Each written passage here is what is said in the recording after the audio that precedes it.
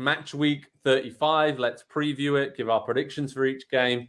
Starting at the very top of the table, Andy Edwards, Man City against Leeds. City, they're back to the top. Obviously, they played before Arsenal this weekend. They got a game in hand, 1 point advantage. Are they going to take care of business against Leeds, or is Big Sam going to pull off a big upset in his debut game in charge of the Yorkshire club? What a welcome back gift for Big Sam. Hey, Sam, you've been out of the game for a year or so.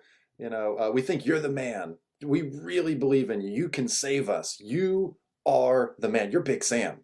Oh, yeah, by the way, Pep's Man City, going for a three-peat. Maybe win the Champions League this season. That's your first game. That's a tough way to enter back into it, especially when you're in a relegation fight the way that they are. I don't see Leeds getting anything from this, and not to state the obvious, but City are just on a roll at the moment, and we've talked a little bit this week about how Pep kind of has them playing a couple of different ways for different matchups, different stylistic, of opponents. Just, good luck to Leeds in this one, because Haaland, one chance, one goal, it feels like, with this guy at this point, and he's obviously going to have more than one chance in a game. So he's got 35 so far. I would not be shocked at all if he gets to 40 in the league by the end of the season, and if he maybe gets close to it by the end of this weekend. Yeah, he's got a few more records in his sights there. So Sam Allardyce will get Leeds to be more defensive-minded, I think, and I don't know. I'm with you. There's just... Right now, Leeds are in a bad place with 4 games of the season to go, and this is not the place you want to be going to. That said, the only kind of thing I can see here, maybe they can grab a point, is the rotation ahead of the Champions League semi-final against Real Madrid. Will Man City be so focused on that? We saw a bit of rotation in recent games from Guardiola, so I'm giving Leeds fans a bit of hope. That's all I'm trying to say there. All right, Newcastle against Arsenal. Nick Mendola, our resident Newcastle fan. Newcastle 3rd, Arsenal 2nd. We spoke about it earlier on the show this week about how this could be a really entertaining open game. What are your thoughts on this one? Because Newcastle and Arsenal are, when we actually think about it, these are the 2 surprise packages of the Premier League this season. Nobody expected Newcastle to be in the top 4, and nobody expected Arsenal to still be in the title race with a couple of weeks of the season to go. So whatever happens for these 2 teams, it's been a great season. Yeah, I expect it to be open, and at the very least, I expect there to be plenty of chances, and honestly may come down to who has a stronger day, Nick Pope or Aaron Ramsdale. Pope has had his wobbles, Ramsdale's had his wobbles, but they're both excellent shot stoppers, and it's gonna take those XG defying saves to decide this game. And frankly, as someone who has watched a lot of Newcastle and has been thrilled at where they're at, the one thing that scares me is a guy like Martin Odegaard, who is just picking teams apart, and it maybe quietly as you can assemble a 14-goal season for a midfielder. I mean, he's doing De Bruyne type things this year. Yeah, doesn't really take penalties either, right? I think maybe the odd one, but still, that is very, very impressive. I went for a 4-3 win to Newcastle, so hopefully that comes to fruition for everybody watching, for all of us to enjoy. But that is another big weekend at the title race. And of course, City playing before Arsenal just makes it even more intriguing, because if City were to slip up somehow, then all of a sudden Arsenal are like, this is our chance to get back in it. So it's going to be like that for the next few weeks as we close out the season. Focusing now on the top 4 in the European battles, West Ham United against Manchester United. This is intriguing to me, because all of a sudden both of these teams are like, we actually need a win here. We need to get back on track, because Man United lost at Brighton, were outplayed in midweek. Obviously, a last-minute penalty kick, thanks to Luke Shaw. He said, I can explain what happened. He just handballed it inexplicably at the end. But I think it was a fair result for Brighton to beat Man United. So United need a win to get in the top 4. And West Ham are just only 4 points above the relegation zone again after 3 straight defeats. So, yeah, Andy, there's going to be a lot of tension in the air at London Stadium. Is that fair to say? Yeah, I think it is. United just about out of defenders, and I think out of gas now as well, playing Luke Shaw there at center back out of necessity. And we talked a few weeks ago when they started their really strong run, and they got into 3rd, and it was like, are they going to get into the title race? Well, that's a very thin squad. They don't have a ton of depth, and so a couple of injuries, especially at the same position, and you lose Varane and Martinez at the exact same time. Any team is going to struggle, I think, to come back from that. But then when you also can't really rotate or refresh any of the rest of the squad, and it's kind of the same other 9 guys every single time out, and you have a lot of games because they've had multiple games in hand on just about everybody around them in the table, it starts to add up, and you start to see flatter and flatter performances. And I think that's what we've seen from United. They were fine enough against Brighton, but it also felt like, well, every game that Brighton plays is wide open and there's chances for both sides, and United certainly didn't take their chances in that game. And so I kind of see them hobbling over the line between now and the end of the season, but also West Ham very much hobbling over the line as well. So it might just be a single goal in this game that decides it, and it kind of feels like, West Ham might just snatch this one, especially being at home and needing 3 more points would just about effectively keep them safe and in the Premier League next season. Yeah, they've also got the Europa Conference League semi-finals to worry about now a little bit. So it'll be interesting to see how they rotate the team, because the squad's big enough, but we've seen some real defensive issues in recent weeks come back in for West Ham. And Man United, you're spot on with them when it comes to Bruno and Rashford.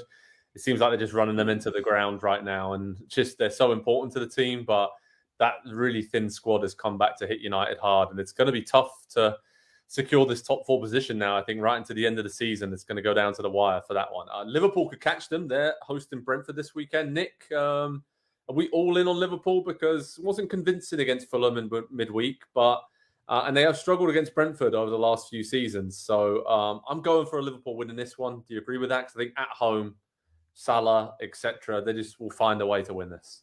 Yeah, I do agree. They do have that. They've been there before. And the thing I mentioned after the Liverpool-Tottenham game that I think is resonating with me is that Liverpool never feels like the tank is, not never, because they've had some bad games, but it rarely feels like the tank is empty. And when Tottenham made it 3-3, you knew that maybe Tottenham felt mission accomplished and let down a little, but Liverpool's like, oh, there's still like a second left on the clock. We might score in that second. And I think you'll see that the rest of the way. They might not lose again. Yeah, they're on a good run.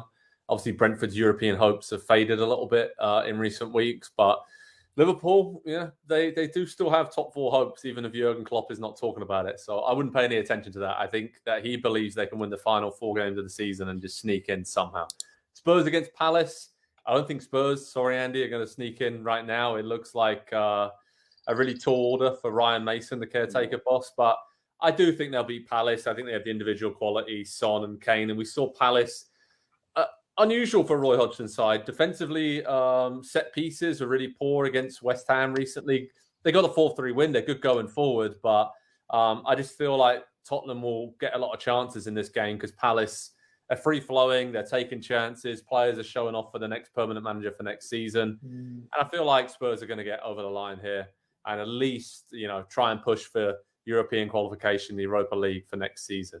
Talking about Europa League, Brighton against Everton. Andy, you mentioned Brighton there, how impressive they've been. Just fun to watch, right? I think if there's one team that we all enjoy watching, and Nick's been beating that drum for years, I feel like Brighton are just fun to watch, and I feel like they're going to beat Everton, but it will be a different kind of game and obviously very different styles of play between these teams. Yeah, Brighton tactically are just so unique, and the way that they bait you into pressing the ball exactly when they want you to so that they can create little transition moments out of non-transition situation. It's such a unique way that De Zerbi has them playing, and it's tough for teams to deal with as well because it's so fluid, and I think we've gotten to a point now where tactics are so well drilled into players that teams are very kind of rigid and very structured, and they're one of the first teams that's now kind of breaking back away from that and are just 10 outfield players that can kind of operate all over the place and can do a lot of different jobs in this team. And so they're tough to play against. They're tough to deal with as well. All the possession and the press and the chances that they create. Seeing Brighton in Europe next season, I think would be absolutely fantastic. And I think it would be a great advertisement for the Premier League as well, to throw out obviously another big club, another club that's not one of the big 6 clubs, and also not like a West Ham who are just trying to grind out results. Brighton going into Europe playing like that, similar vibes to Napoli in the Champions League this season, where I think everybody's going to see them and say, oh, I really like that. I really enjoy watching that team. And just as we have the last couple of years. And I think they get the win this weekend. You know what they remind me of? Atalanta. That is the right. There you go. That is the best comparison I like to make with Brighton. Wolves against Aston Villa. Villa obviously still have, again, Europa League hopes. I think top four's done, obviously, for them now after a few slip-ups. But they can still finish in the Europa League spots. And I would imagine they're going to win quite comfortably at Wolves. Wolves have pretty much done enough now. I think it's about, just getting over the line and just trying new players out for next season for Lopetegui, who has done a phenomenal job to get them in a pretty comfortable position with 4 games of the season to go. Relegation picture, there's a lot of teams there not in a comfortable position. Fulham against Leicester. Leicester, obviously, much better Nick Mendola in recent weeks under Dean Smith. Was it 3 games unbeaten now in the Premier League? So had the desired impact. Do you think they can win at Fulham? Because, again, Fulham's another team hit by injuries, nothing really to play for. It's weird, though, right? It's kind of can be dangerous, that situation, or it can be the perfect team to play at the end of the season when, like Leicester, you have so much to play for and you're right there in the relegation scrap. Yeah, there's a mix of desperation, really, and in some of these games this week, right? And you always want to. I think you always want to bet on desperation. However, sometimes when you're a superior side, or at least have been superior over the course of 30+ games, you can kind of be cool and calm enough to go, hey, maybe we won't have the fire today, but we're gonna find our spots. We know these teams allow chances, and we're gonna find a goal, and that could be. In some of these cases, it is the game, the best chance the rest of the season for 3 points. Yeah, Leicester. I feel like it's going to be a draw, though. I think Fulham have got enough quality, even given their injuries, where they can cause Leicester quite a few problems. But let's wait and see. Nottingham Forest against Southampton. Massive game at the City Ground. Forest, unlucky against Brentford last time out, but you feel like they have to win this game, given their remaining schedule, to have any chance of staying up. Southampton, last chance saloon for them. They have to win this and then go on a bit of a miracle run to stay up. I see this probably being a draw that neither team would really want again. I think there's been a bit of an issue with both of these teams, of a bit of bravery, really, when they needed it most throughout the season, and really committing to the plan, the ideas, and a lot of new players at both teams. So that's my suggestion for that game. And Bournemouth against Chelsea. Andy, I'm going to finish with you. Obviously, Bournemouth, brilliant to watch in recent weeks. Nobody saw this incredible surge going. And Chelsea, man, what on earth is going on there? It is just chaos, isn't it? Hey, the 3 of us are shocked it's not working out for Frank Lampard back at Chelsea as manager. We are. All right, here's my question. Is he going to get a win? He's 0 for 6, 6 defeats. They got 5 more games left in the Premier League. Bournemouth and Forest in the next 2. Forest going to be very desperate next week. Obviously, still very much fighting relegation. Bournemouth, they could get a win this weekend and be safe. They might not get a win under Frank. And just, I don't know, the first season with Todd Bowley as the owner and running the show there has obviously not gone to plan. And there's a lot that needs to be reconsidered in West London before next season, if they even want to be the first or second best team in West London in 2023 to 2024, because there's a couple pretty good ones right now already. So I kind of see Bournemouth getting something out of this game. They might not win it, but they're certainly going to get at least a point. And I think at that point, just about be safe. And you know what? If they do win it, they would overtake Chelsea in the table, Bournemouth. And then Chelsea still, depending on other results, they're not safe. They're not safe from relegation. Let's say that. So, really intriguing weekend coming up in the Premier League. Make sure you head over to Pro Soccer Talk on NBCSports.com for all the latest how to watch information, preview, team news, live analysis, and video highlights, and of course, reaction afterwards as well. Hi there, I'm Rebecca Lowe, studio host for NBC's coverage of the Premier League. Don't forget to hit subscribe to watch more videos all season long. For even more Premier League content, from original series to live matches, head over to Peacock and be sure to tune in for Premier League mornings every weekend on USA Network and on Peacock. We will see you over there.